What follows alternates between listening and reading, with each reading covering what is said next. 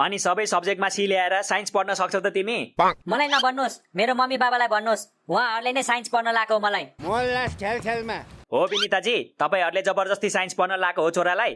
होइन नि principal sir, हामीले यसलाई दुईटा अप्सन दिएको थियौं, त्यसमा यसले साइन्स नै रोज्यो त हामीले के गर्नु? अप्सन के थियो त्यो पनि भन्ने हो कि मम्मी? के थियो र अप्सन? उहाँहरूको अप्सन साइन्स पढ्छस् कि कुटै खाएर साइन्स पढ्छस्?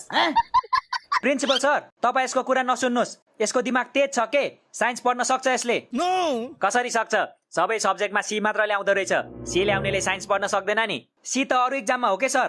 एसई मा त धेरै राम्रो गरेको छ नि यसले। हो, धेरै राम्रो गरेको छु मैले। सी देखि सिधै सी प्लस ल्याइदिए। कसैले सक्छ सी देखि सिधै सी प्लस ल्याउन? आथा, किन चिमोट्नु भएको? हेर्नु त प्रिन्सिपल सर, मम्मीले चिमोट्नु हुँदैछ मलाई। अरे विनिताजी, किन कर गर्नुहुन्छ? साइन्स पढ्न सक्दैन भने अरु सब्जेक्ट लिँदा भइहाल्यो नि। बिल्कुल बिल्कुल। तपाई चुप लाग्नुस्, यसले साइन्स नै लिनुपर्छ।